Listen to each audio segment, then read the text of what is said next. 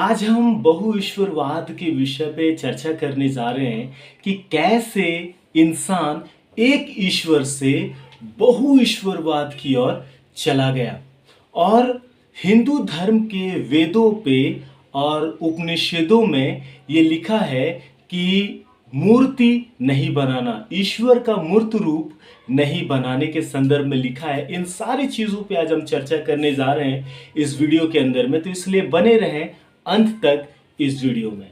हम यह दावा करते हैं कि मनुष्य का आदि धर्म एक ईश्वरवाद था।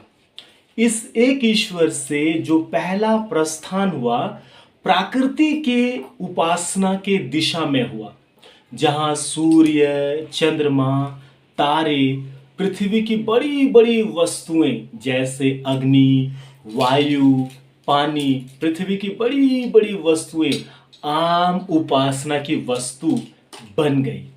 आरंभ में केवल उनको व्यक्ति रूप दिया गया, बाद में लोग यह विश्वास करने लगे कि व्यक्ति रूप जीव उनके ऊपर शासन करता है। बहुईश्वरवाद मनुष्य के पतित स्वभाव के साथ बहुत गहरा संबंध रखता है। इसे आप समझिए। लोगों ने अपने आप को मूर्तों से जोड़ लिया है और अब उससे संबंध तोड़ना बहुत कठिन पाते हैं। मूर्ति पूजा न केवल हृदय को खोखला बनाता है परंतु बुद्धि को भी भ्रष्ट कर देता है। बाइबल कहती है कि मनुष्यों ने अपने आप को बुद्धिमान जताकर मूर्ख बन गए और अविनाशी परमेश्वर की महिमा को नाशवान मनुष्यों और पक्षियों और चौपाए और रेंगने वाली जंतुओं की मूरत की समानता में बदल डाला। रोमी 1 अध्याय 22 और 23 वचन में यह लिखा है, हम यह दावा करते हैं कि मनुष्य का आदि धर्म एक ईश्वरवाद था। बहुईश्वरवाद मनुष्य के पतित स्वभाव के साथ गहरा संबंध रखता है। लोगों ने अपने आप को मूर्तों से जोड़ लिया है और अब उससे संबंध तोड़ना बहुत कठिन पाते हैं।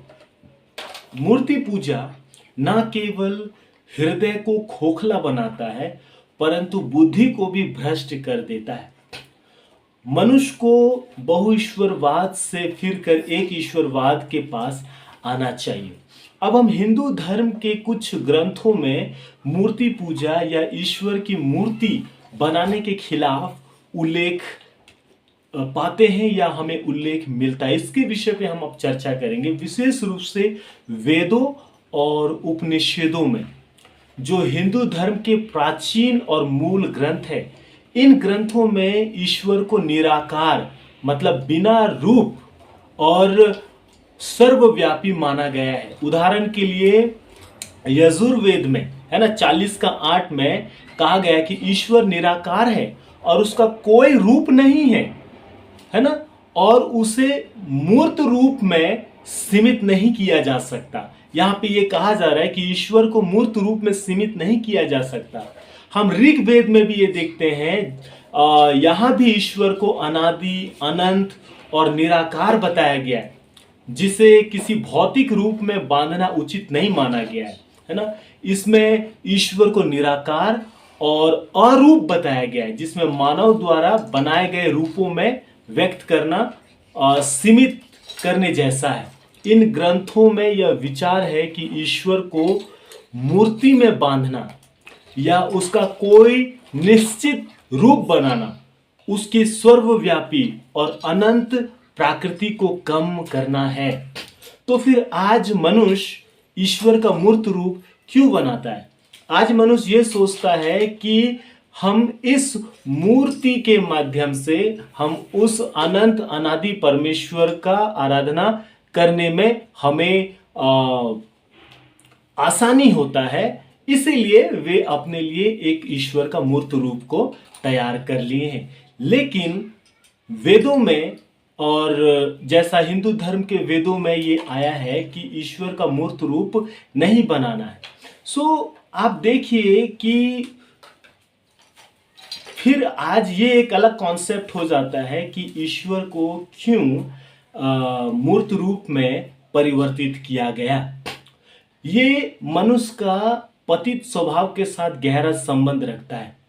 सो आज हमें बहुईश्वरवाद से एक ईश्वरवाद की ओर लौटना बहुत जरूरी है। और यीशु मसीह इस संसार में आया, है ना। मैं आप ही के बातों से मैं आपको ये बताना चाहता हूँ, है ना, जैसा हिंदू धर्म में ये उल्लेख है ना, ऋग्वेद में, यजुर्वेद में, है ना, और उपनिषदों में ये उल्लेख है कि ईश्वर को मूर्त रूप नहीं देना। सो तो ईश्वर को कभी किसी ने नहीं देखा है, लेकिन यीशु मसीह ने, है ना, उस ईश्वर को प्रकट किया है इस संसार में। जब यीशु मसीह आया तो बाइबल यूहन्ना की पुस्तक हमें बताती है कि परमेश्वर को कभी किसी ने नहीं देखा।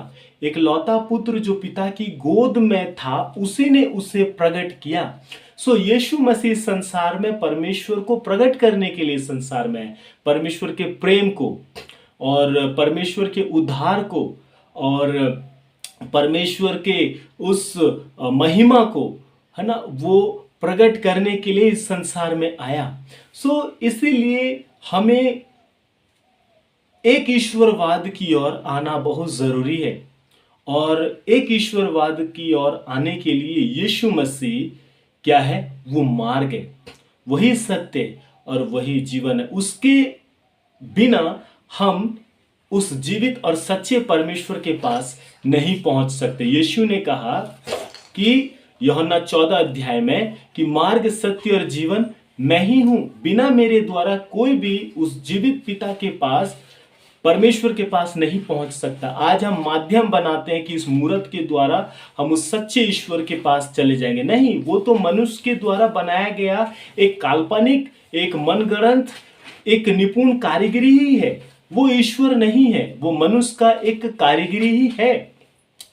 और इसीलिए हमें ईश्वर तक पहुंचाने के लिए, ईश्वर से मिलाने के लिए एक आया, और वो है यीशु मसीह आया। सो इसीलिए हम यीशु मसीह के माध्यम से हम उस अद्वैत परमेश्वर, उस सर्वव्यापी परमेश्वर, सर्वशक्ति परमेश्वर, सर्वशक्तिमान परमेश्वर, सृष्टिकर्ता परमेश्वर, एकमात्र जीवित परमेश्वर जो पूरे ब्रह्मांड को, पूरे सृष्टि को बनाया, उससे मिल सकते हैं। और वो यीशु मसीह में मिल सकते हैं। सो इस बात को जरूर स्मरण कीजिएगा और उस जीवित और सच्चे परमेश्वर की खोज आप आरंभ कर सकते हैं आज। और बाइबल के द्वारा आप उस जीवित परमेश्वर तक पहुंच सकते हैं। सो बाइबल एक मार्ग है, बाइबल हमें एक रास्ता दिखाता है, बाइबल हमें उस जीवित परमेश्वर तक पहुंचाता है। सो प्रियो, बहुत सारे लोग हैं जो मूर्ति के द्वारा वे क्या हो गए हैं, आज वे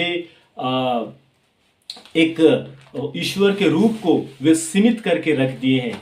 लेकिन ईश्वर कैसा है, वो महान है, सर्वशक्तिमान है, आप उसे एक रूप में कैद नहीं कर सकते, है ना। सो ईश्वर को कभी किसी ने नहीं देखा, तो फिर हम उसके मूर्त रूप कैसे हम बना सकते हैं। सो यीशु मसीह ने परमेश्वर को प्रकट किया और उसके प्रेम को, उसके उद्धार को, उसकी दया को, ताकि मनुष्य यीशु मसीह में परमेश्वर से मेल कर सके। सो परमेश्वर का प्रगटीकरण, ईश्वर का प्रगटीकरण यीशु मसीह में हम देखते हैं। ये विशिष्ट प्रगटीकरण है, ये बहुत ही स्पेशल प्रगटीकरण है जो यीशु मसीह में हम परमेश्वर का प्रगटीकरण को देखते हैं। सो यीशु आया ही इस संसार में इसलिए ताकि हमें उस सच्चे और जीवित सर्वशक्तिमान परमेश्वर से मिलाए।